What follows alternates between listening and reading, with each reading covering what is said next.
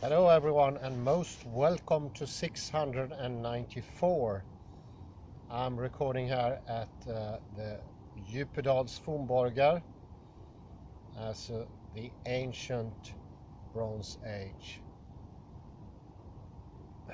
castles and tombs out here in Hisingen, the fourth largest island in Sweden, or the fifth. Today I will talk a little bit about action.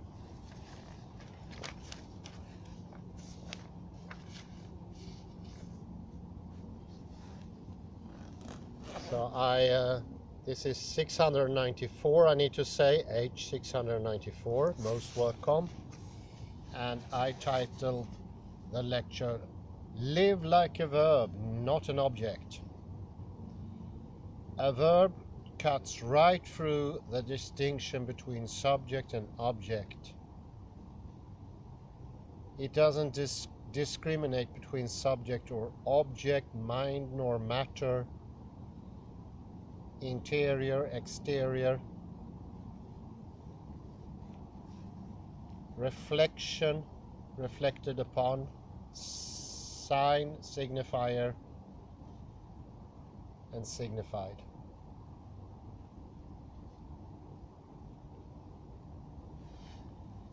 You can adapting to the wholeness by adopting a way of doing things. A development in form. When I say form, I speak about the verb form, what you do actually. You will start to shape the action. And then language will heal. That will produce a feedback process and heal it from the division. Action is the healer. And then language, long suffering, will start to become whole again. Both whole in the sense of everything and whole as in empty. The crack that happened in Greece so many years ago needs to be healed once more. Once more will thinking precede action, and our doings will be executed in sequence, in good order. It was that action-related order that was disrupted in the Greek society at the time. Something happened to action. How do we know that? Because something happened to their verbs. It is still to this day more than evident that after the Iliad and after the Odyssey, something happened in language. A crack began to show. All of a sudden, the wholeness that was is now divided. And this was for the Greek a fixation in posture, because body was no longer the same. Consciousness moved in this area, from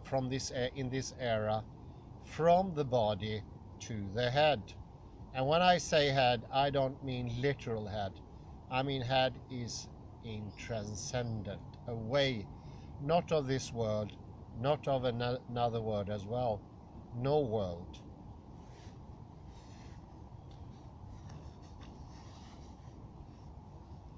And we were no longer able to, as before, use our verbs free, voluntary, and with intention. Our words actually stopped meaning anything. In effect, they lost their corporal embodiment, their incorporeal flesh. And when I say flesh, I mean the whole world, all the connections, everything that is in the world. That disappeared for the Greek, slowly but inevitably, after This path was taken, no return ever made. The sheer lack of something made the Greeks go even further away from the embodiment. They thought that in their created objects, there would the truth lie.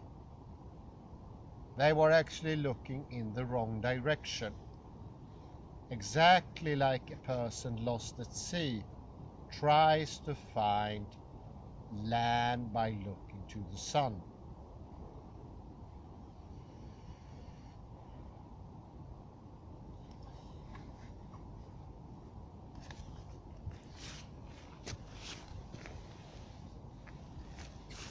Plato, for instance, felt this boredom, fed up with what was around him.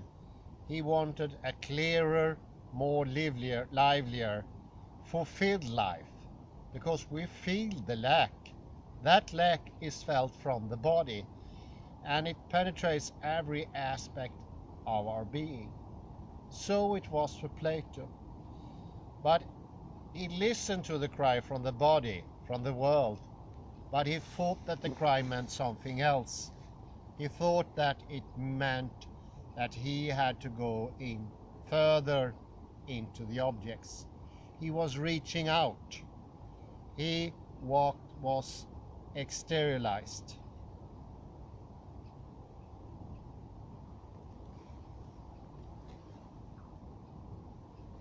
And yes, of course, the objects, they do have some life to them. They do have some shine to them. But that shine, that light, that glow, that depth is coming from the wholeness. And it is the wholeness that he was turning away from.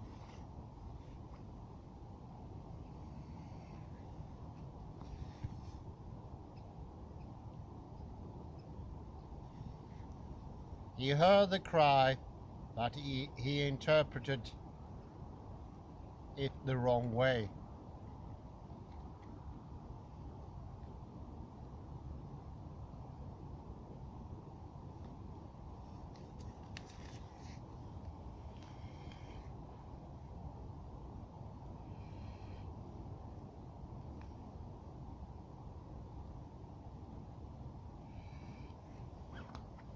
We should once more listen to the cry from the body. We should listen to the lack we're feeling, but we should not go further away. We should not go outwards. We need now maybe to go inwards. Inwards in the idea of wholeness, the body.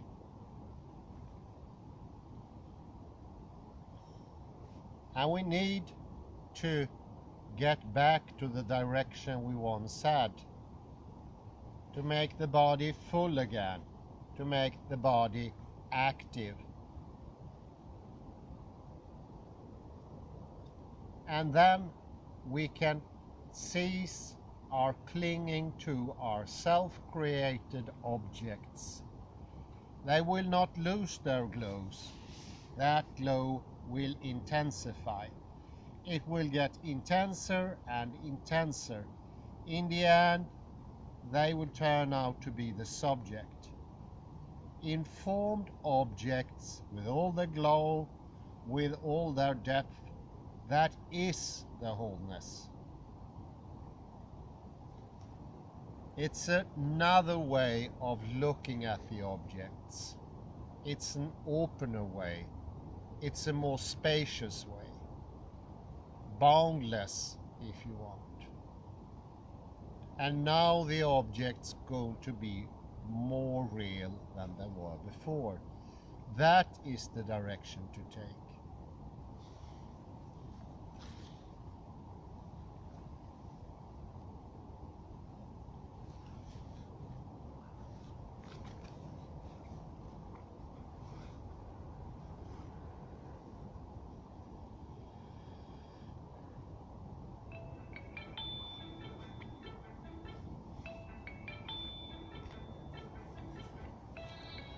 Sorry.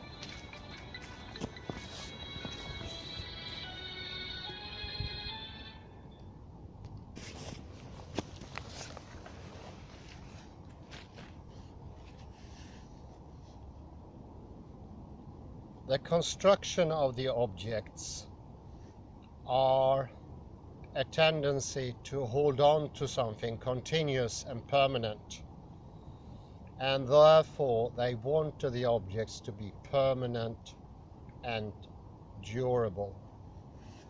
That was caused by the obvious lack from the subjective side, because by leaving the body we no longer had a continuity, we no longer had permanence. We start looking for permanence in the object, and that permanence in the objects were actually coming from the body from the beginning. And the more we craved, the more we went into that direction. It's an obvious paradox, and the paradox was made even more acute by going further and further, and the objects becoming less and less what they used to be, what they originally were. One could say by splitting the object and the subject, you get this residue object, which has traits of the subjects, its liveliness, its way of differentiating, its glow, its energy, its depth, its multitude, all those traits. And therefore we look to the object, try to refine it, to get to the source, to the essence. It becomes static. But once you put action into this, the hollow movement, if you want, the hollow movement will enliven. It will put energy into the action. And the action itself will all of a sudden make both subject and object take on a new and better shape. And all that went lost could be regained. It went lost because of the division. The dividing line made it disappear. But when it's back, we can have true objects and we can have a true subject. And they are true, more true, separated, objectively separated, in a way that doesn't depend on human separation, but genuinely separated. Because it's our meddling in things, our will to separate, that makes separation harder. It also makes wholeness harder.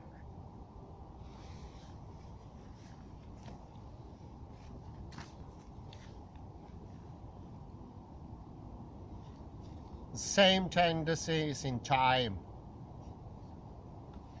The subject with its object fixation, the static object, becomes like a camera with the shutter speed really set up, and the world becomes time delayed, different photos of the world, no longer holograms. And that's the one-dimensional time, also an invention by the Greek. True time is three-dimensional. It takes up all space, doesn't move in just one line. And it's not disconnected, whereas the subject-object in space seen by a subject is time that is divided, separated, small dots of time, not a living whole anymore, not a continuous flow. That could be called the continuous flow of consciousness, that already the Greek started to get a feel they've lost somehow. They were every day new people, new directions, and for every new direction there was a loss of individuality. Greeks were true individual-less people. They lacked individual traits. Everything was generalized. Nobody was true to his heart any longer. And that progressed through the whole of antiquity. We got people that were dozen people. Dussin människor in Swedish. Average people that conformed. It was no longer a genuine experience. It was the experience of the many, a socially acquired experience. For somewhere this trauma did, in a way, develop collectively, because it's a collective force of creating the objects. It's nothing that can come from a genuine person, a perceiving person that can actually approach something that is completely separated from it. No, these people cling to the objects. They could not get rid of them. They could not get enough of them. And in the same time, they sterilized, homogenized their own subjects.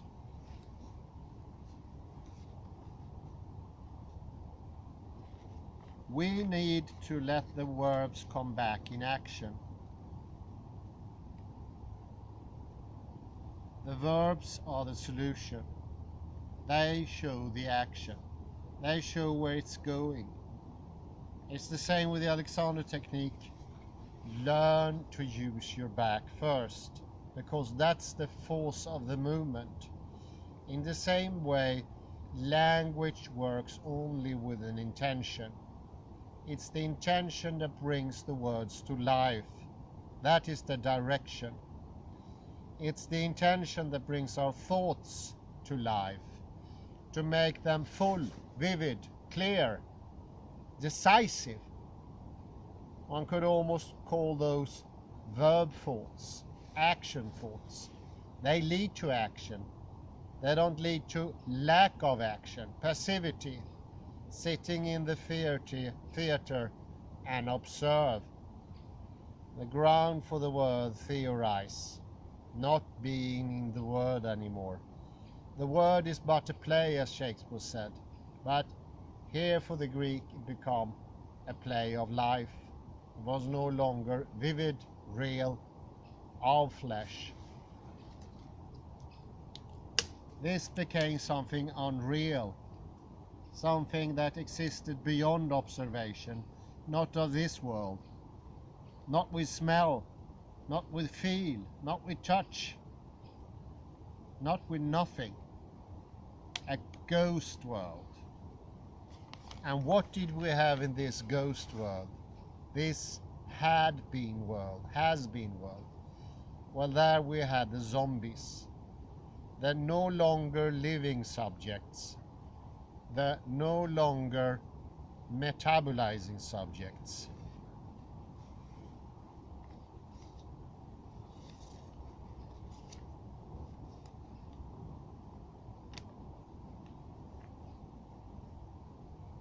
We must first awaken the imagination, and then we have to start a curiosity. That's the way to go about to find our way back to the body.